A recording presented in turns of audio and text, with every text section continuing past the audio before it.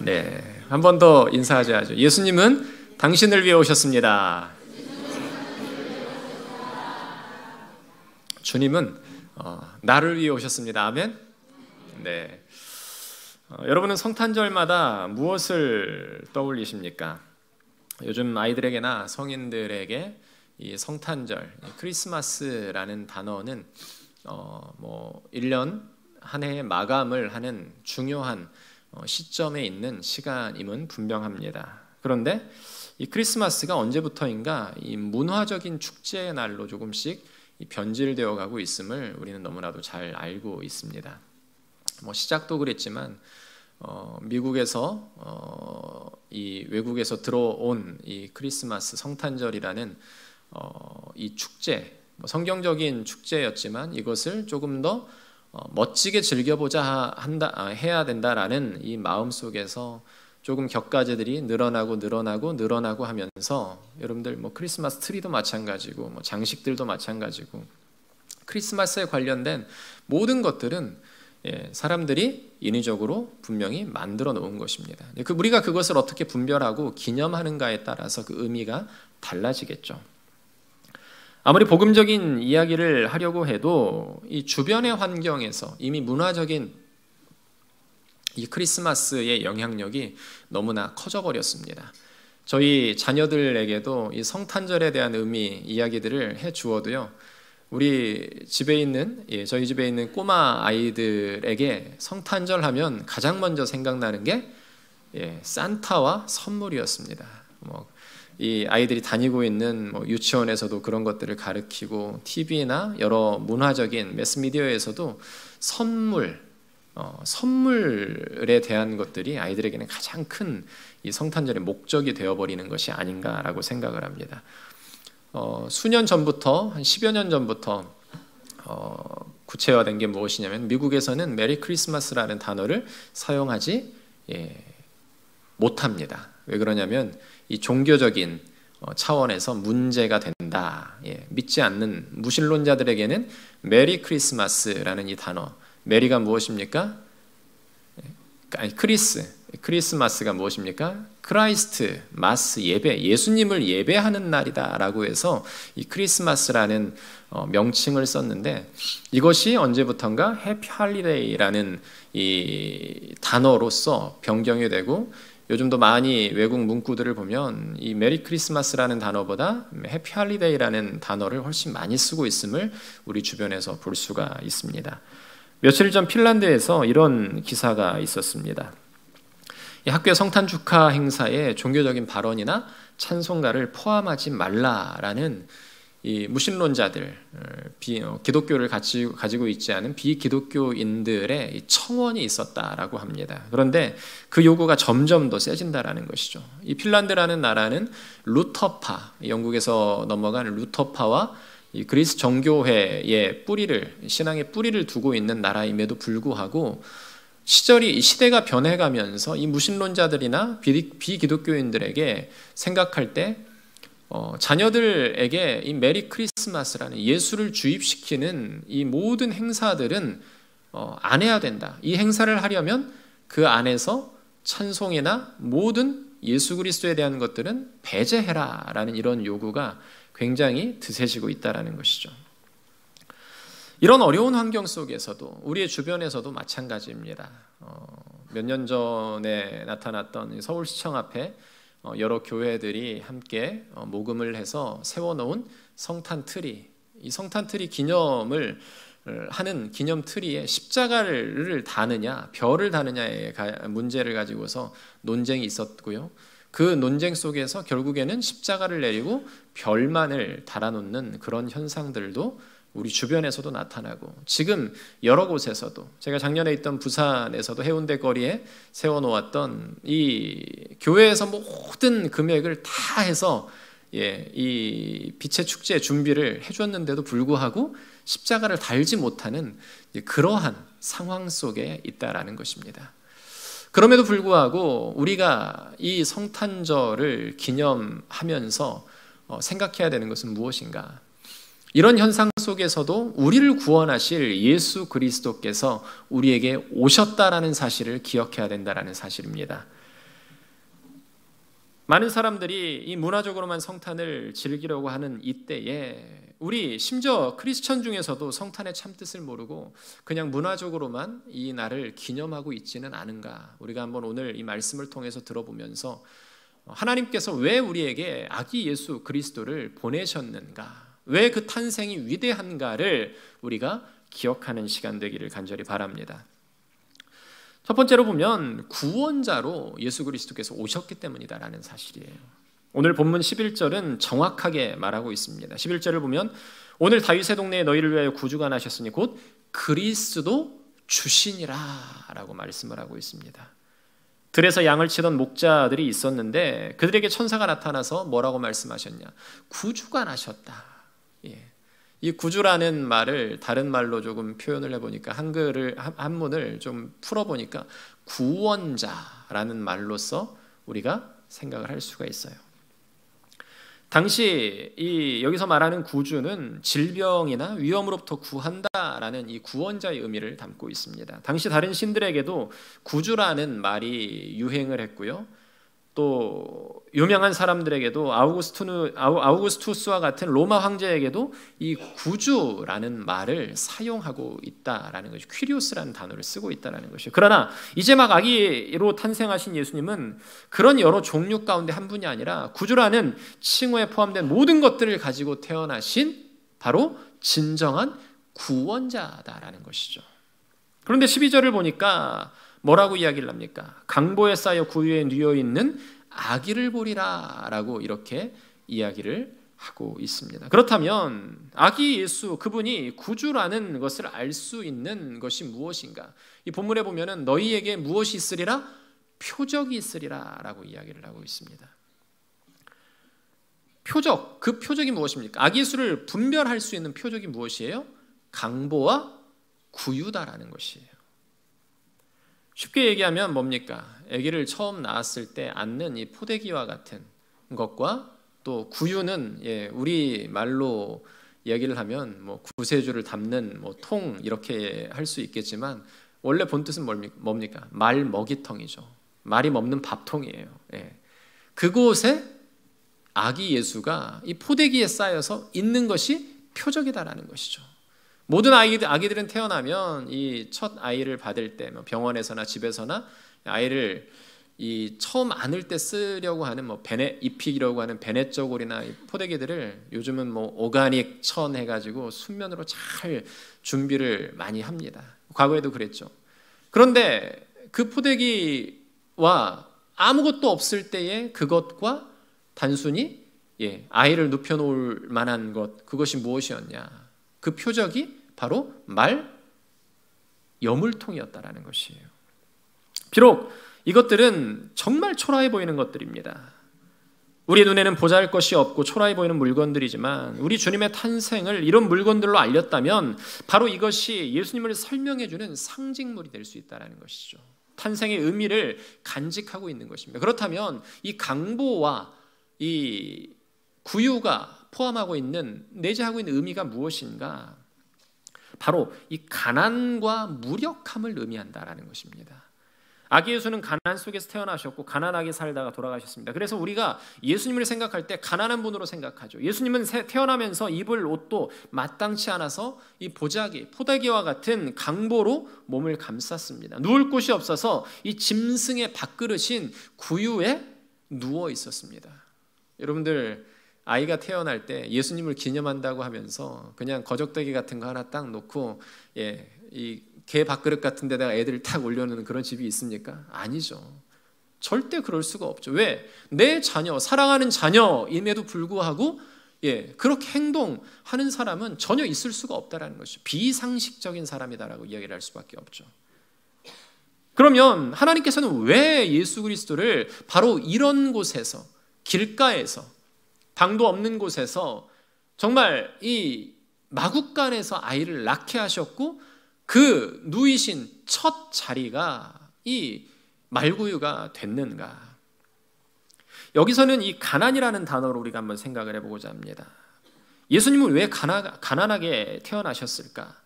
부유하신 분이지만 고린도후서를 보면 가난을 선택하신 것은 바로 이 이유다라고 이야기를 하십니다. 고린도후서 8장 9절을 보면요, 우리 주 예수 그리스도의 은혜로 너희가 알거니와 부유하신 자로서 너희를 위하여 가난하게 되심은 그의 가난함으로 인하여 너희로 부욕해 하려 하심이라. 우리를 위해서다라고 이야기를 합니다. 여기서 우리를 위하여 가난하게 되셨다라는 것은 예수님께서 바로 인간이 되셨다라는 것이에요.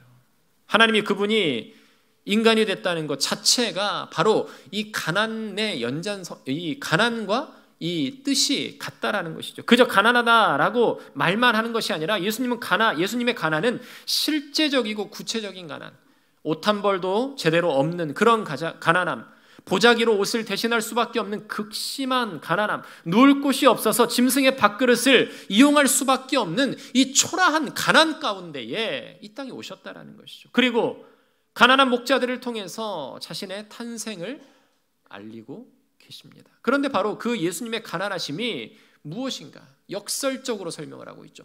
우리를 위한 부요함이다라고 역설적인 설명을 하고 계십니다.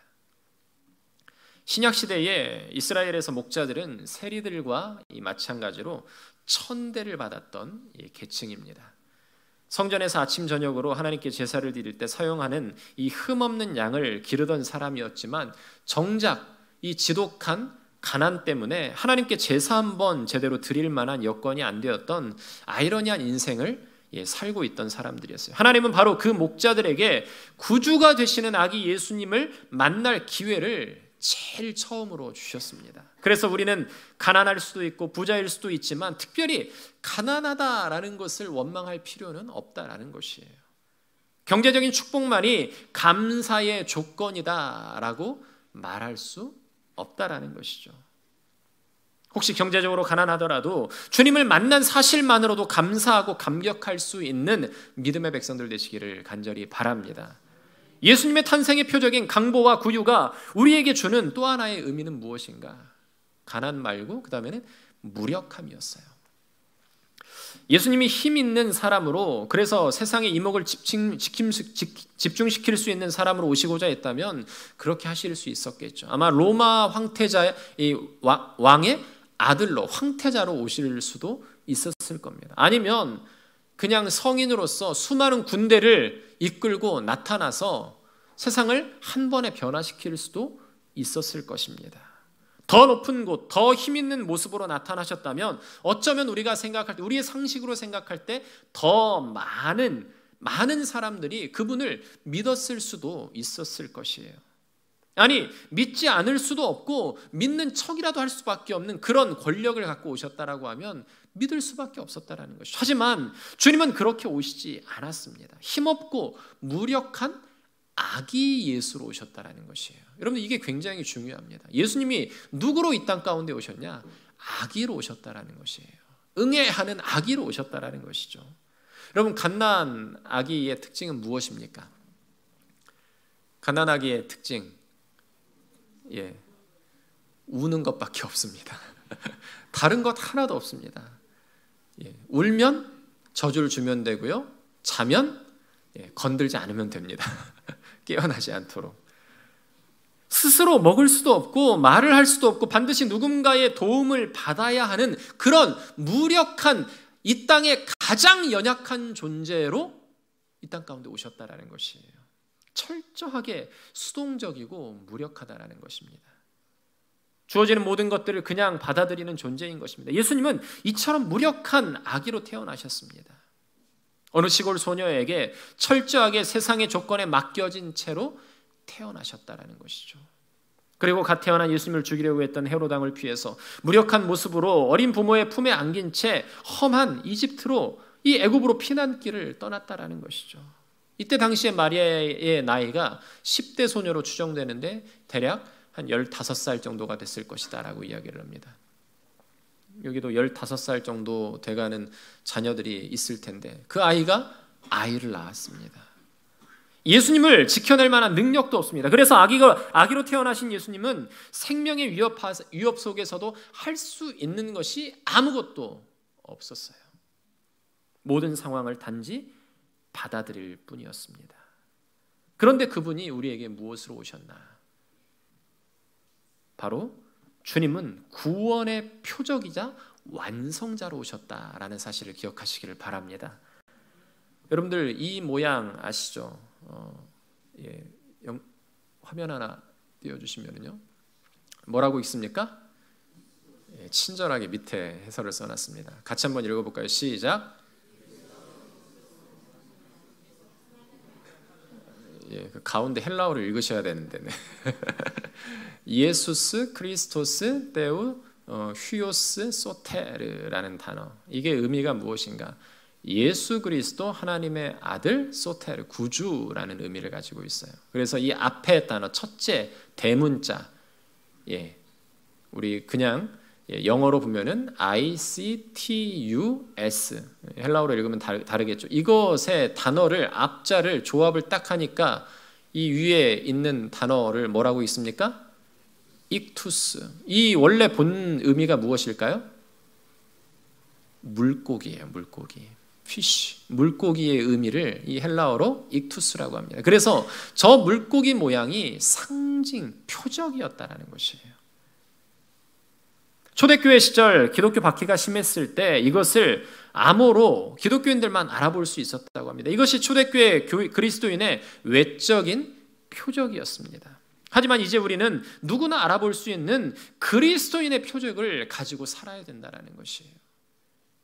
가끔 지나다 보면 차에 과거에는 이 익투스라는 모양을 차에다 많이 달고 다녔죠.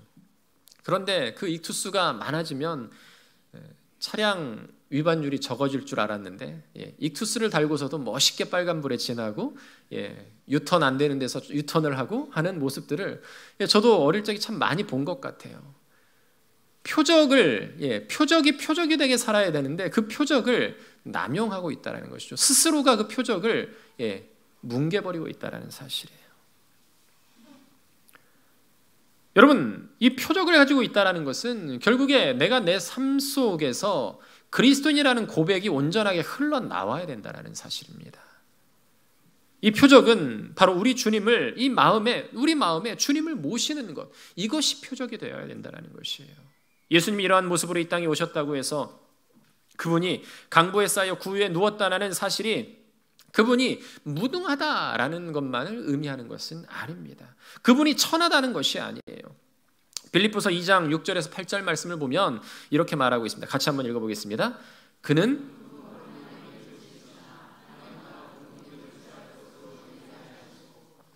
자기를 비워 종의 형체를 가지사 사람들과 같이 되셨고 사람의 모양으로 나타나사 자기를 낮추시고 죽기까지 복종하셨으니 곧 아멘. 하나님의 이 온유하심과 그리스도의 겸손함이 바로 이 빌립보서에서 사도 바울은 이야기를 하고 있습니다. 죄악으로 인해서 죽을 수밖에 없었던 인간들의 구원이 여기에서부터 시작되었다는 것이에요. 무기력함, 가난과 무기력함. 그러나 그 강보와 그 말구유가 우리에게는 거룩한 표적이 되었고 그 표적이 이제는 우리가 되라라는 말씀으로서 주님은 설명하고 계신다는 것이죠. 그 누가 가난한 주님 앞에서 부자라고 큰 소리를 치고 무기력한 아기 예수 앞에서 자기의 자랑을, 이 권세를 자랑하겠습니까? 우리가 주님의 자녀라면 가난 속에서도 풍요를 누리고 무력함 속에도 능력을 경험할 수 있다는 사실을 믿으시기를 바랍니다. 그러면 우리가 그분을 소유해야 된다는, 전제 조건, 소유해야 된다는 것이에요. 오늘 구주로 오신 아기 예수님을 알아볼 수 있는 표적이 무엇입니까? 바로 강보와 구유였습니다. 그렇다면 여러분들이 하나님의 자녀여 그리스도인이라는 것을 알아볼 수 있는 표적은 무엇인가? 주변에 있는 사람들이 여러분들을 바라볼 때 교인이구나, 그리스도인이구나, 신앙이 좋구나 라고 한 번에 알아볼 수 있는 표적, 그 표적이 우리에게도 있어야 된다는 것이죠. 어떤 것들을 갖고 계십니까? 그러나 주님은 우리가 생각하는 것만큼 매력적이고 흠모할 만한 모습을 가지고 오시지 않았습니다. 그래서 오늘날 화려한 모습으로 성공으로 부풀려지고 변질된 예수를 따르고자 하는 사람이 많아졌습니다. 그러나 참된 예수, 죽으러 오신 예수, 끊임없이 자기를 낮추고자 한 예수, 한 번도 자기 영광을 추구하지 않았던 예수 그리스도, 하늘 영광을 버리고 이 땅에 내려오셔서 자기를 비워 종의 형체를 가지신 주님을 만나고자 한다면 결국에 우리에게 주어지는 표적은 어떤 것이 있어야 되는가? 자기 자신을 부인해야 된다는 것이에요. 제자들에게 말씀하시지 않으셨습니까? 너를 부인하지 않고는 아버지께로 올 자가 없다. 십자가를 질 수 없다라는 이 고백이 우리 가운데도 있어야 된다는 것이에요. 여러분, 세상에 물질에 경배를 하고 살아오고 계십니까? 권력과 명예와 권세에 주님만을 쫓아 살아간다라고 하면서 주님을 따르지 않고 나를 부인하지 않고 여러분 십자가를 향해 따라갈 수 없다라는 사실이에요. 절대 바라볼 수는 있습니다. 그러나 우리는 그 십자가를 보고 걸어가지 못해요. 그럼에도 불구하고 그 표적이 우리 가운데 얼마나 나타나고 있는가? 표적은 더불어서 우리 가운데 진짜 표적이 되려면 우리 삶의 흔적으로 나타나야 됩니다. 스티그마, 흔적이라는 이 모습이 무엇인가? 못 박히신 예수 그리스도의 그 거룩한 그 손에 담겼던 그 흔적, 상처가 우리의 마음 가운데도 있어야 된다는 것이죠. 가난한 자를 돌보고 섬기고 나눌 수 있는 그런 모습들, 여러분 자연스럽게 되는 것이 결코 아니죠. 내 마음에 그리스도로 말미암는 거룩한 사랑과 기쁨과 소망이 넘쳐날 때 그것들도 행할 수 있다는 것이죠. 연말이 되면 시상식을 많이 합니다. 수상하는 연예인들 중에 많은 분들이 하나님께 영광 돌립니다 라고 이야기를 하고, 어떤 조금 더 재밌는 분들은 오늘 기도해 주신 담임 목사님께 감사의 말씀 올립니다 뭐 이렇게 얘기를 하는 분들도 가끔 있더라고요. 그런데 공개적인 장소에서 여러분들 누군가 나에게 상을 준다고 했을 때 공적인 자리에서, 교회가 아닌 곳에서 이렇게 말할 수 있다는 것은요, 굉장한 믿음이에요. 그냥 막연한 믿음이 아니라 굉장한 믿음입니다. 믿음이 없다면 이런 고백을 수많은 사람들이 보는 이 방송에서 할 수 없다는 것이죠. 공개 장소에서 많은 사람들이 있는 곳에서 여러분들도 이런 고백할 수 있기를 주님의 이름으로 축원합니다. 상들도 많이 타시고 그럴 때마다 상 받기 전에 꼭 저에게 전화를 하시면 제가 기도해드리면 그 다음에 우리 담임 목사님께서 기도해 주셔서 감사합니다 이런 말씀도 꼭 하시는 그런 여유까지도 즐기시면 좋겠습니다. 여러분, 나의 삶에 온전히 그리스도를 모시지 못하면 우리는 그분을 자랑하지 못한다는 것이에요. 죄송합니다. 제가 왜 이 큐티를 강조할까요? 여러분들 보니까 단어가 시니어 성경, 시니어 메일 성경 안에 보면은요 글자가 큼직큼직하고 메모할 때도 참 많고 가볍게 들고 다니지 않을 정도로 딱 좋아요. 이 책 정기구독하면은 3만 원이면 6달 볼 수가 있습니다. 왜 제가 하나님의 말씀 가운데 늘 거하라고 할까요?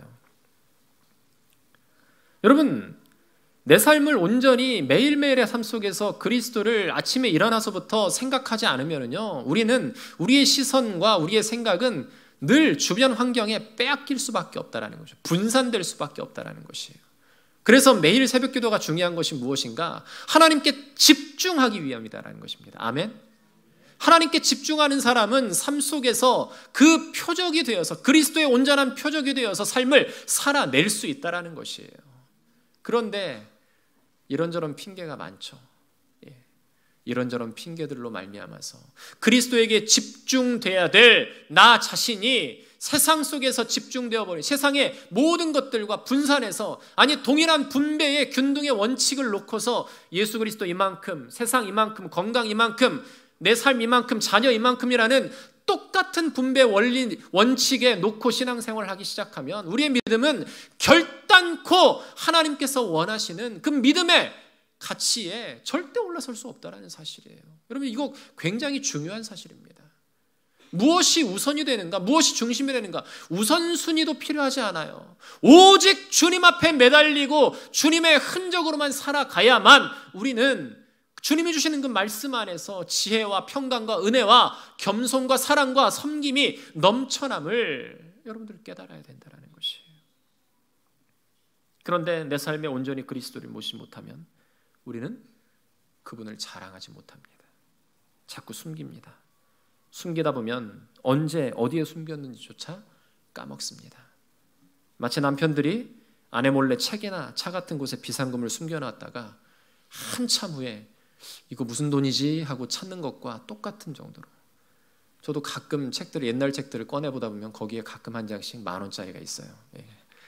참 기분이 좋지만 잊어버렸다라는 사실에서 때로는 조금 안타까울 때도 있습니다.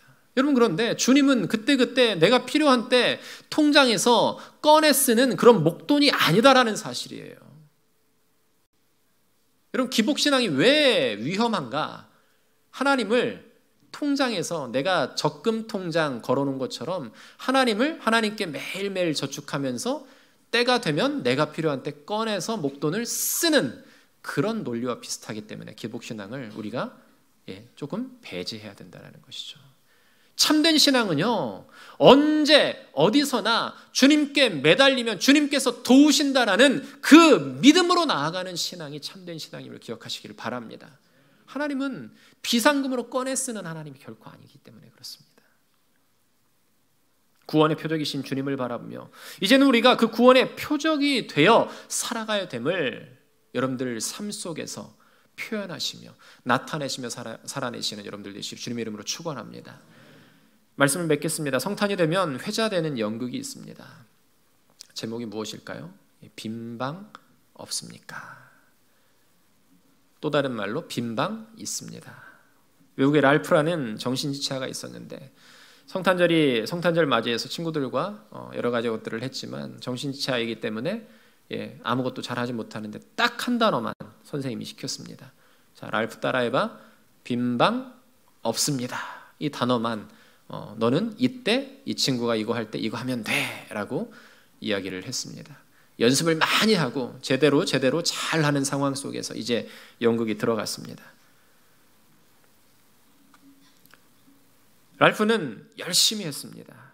자, 재미있게 진행되어졌고 연극이 시작되었습니다.